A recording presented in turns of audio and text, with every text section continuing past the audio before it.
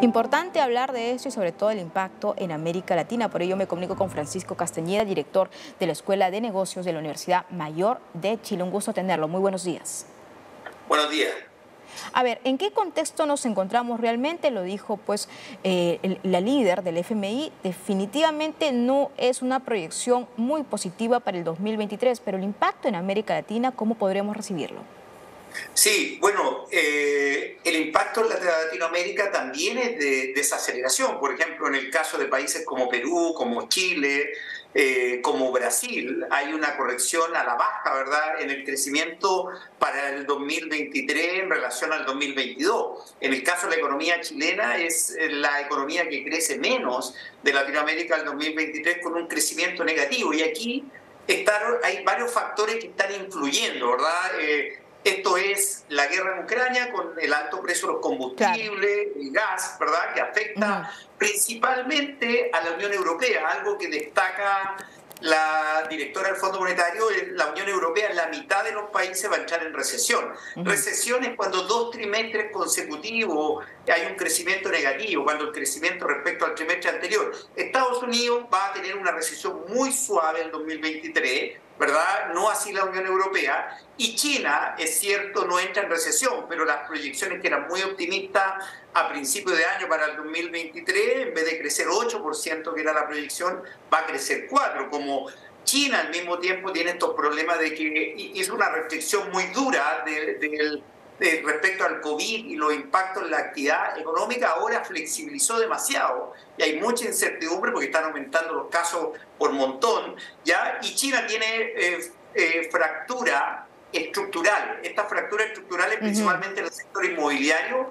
el 25% de la economía, y cuando crece menos demanda menos cobre, menos celulosa, menos materias primas en general, que es lo que produce nuestra región, ¿ya? Así que por lo tanto el canal de transmisión de la economía chilena es una desaceleración brusca, no es una recesión, es una desaceleración muy brusca, y eso afecta el precio de los commodities. Al mismo tiempo, este periodo de mayor inflación por el fin de la globalización, tal como lo habíamos conocido producto de la guerra de Ucrania, está haciendo que la inflación sea más alta de lo esperado y están subiendo también las tasas de interés, ¿verdad? Exactamente.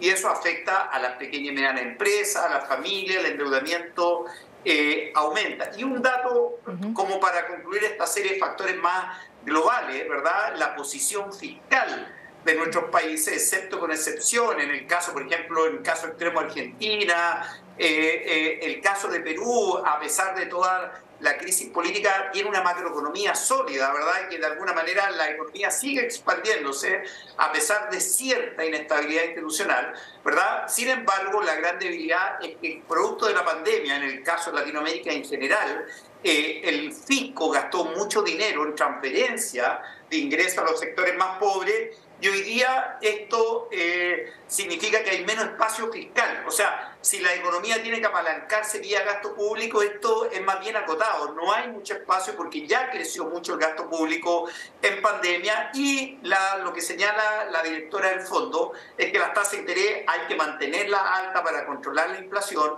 pero dice más o menos que no se nos puede pasar la mano, porque si nosotros como economía tenemos tasas de interés más altas objetivamente que lo que requiere la inflación, se va a frenar la economía. Por lo tanto, es un condimento de factores bastante complejos que está afectando a toda la región y a todo el mundo. Lo que señala ella, un tercio del PIB mundial, se refiere a la Unión Europea, la mitad, y a muchos países pequeños que van a entrar en recesión. Claro, pero eso va a ser también muy difícil y va a depender de cada política de cada país. Me refiero a esa línea muy delgada para manejar las tasas de interés. Definitivamente, no pasarse de la raya, pero mantener, digamos, estable esa subida y constante para poder también frenar la inflación. Y eso directamente afecta ¿a quién? A las pequeñas y medianas empresas. Países emprendedores como el Perú. Realmente lo que puede pasar en el 2023 puede ser muy complicado económicamente hablando.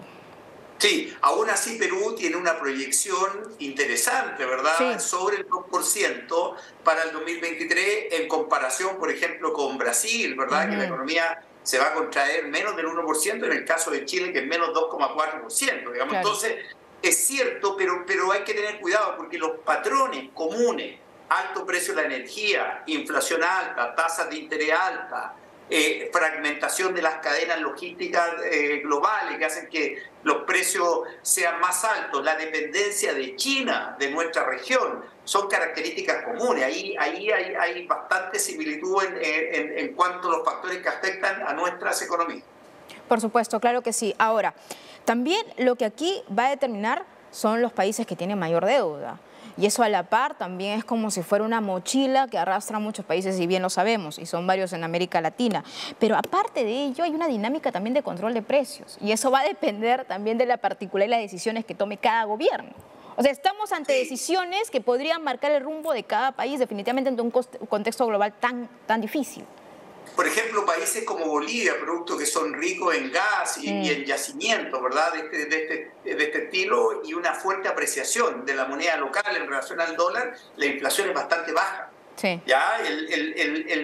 Y ellos, de alguna manera, esta dinámica de alza en los precios de los combustibles y del gas a nivel internacional favorece a un país como Bolivia. Ahora, lo que sí está claro, y Bolivia no es la excepción, ¿verdad? El aumento de la deuda pública producto de la pandemia fue importante y en el fondo por eso hay menos espacio para la política fiscal. Cuando suben las tasas de interés, usted bien lo dice, sube el costo de la deuda, sube la deuda, ¿verdad? Y eso implica, de alguna manera, en el margen, quitar recursos a educación, a salud, a vivienda, porque hay que destinar en el presupuesto un ítem a pago de intereses a la deuda externa. Y eso es algo que está afectando, obviamente, sin mencionar países. Hay países, ¿verdad?, que esto le afecta dramáticamente, hay países que le afecta menos, ¿verdad? En el caso, por ejemplo, de Chile y de Perú, le afecta menos estos servicios, igual le afecta, pero mucho menos que a otros países. Por supuesto, yo le agradezco por esta comunicación porque es importante hablar de la economía y de lo que también va a poder significar este 2023. Gracias, Francisco Castañeda, director de la Escuela de Negocios de la Universidad Mayor de Chile, por este contacto. Feliz año, por cierto.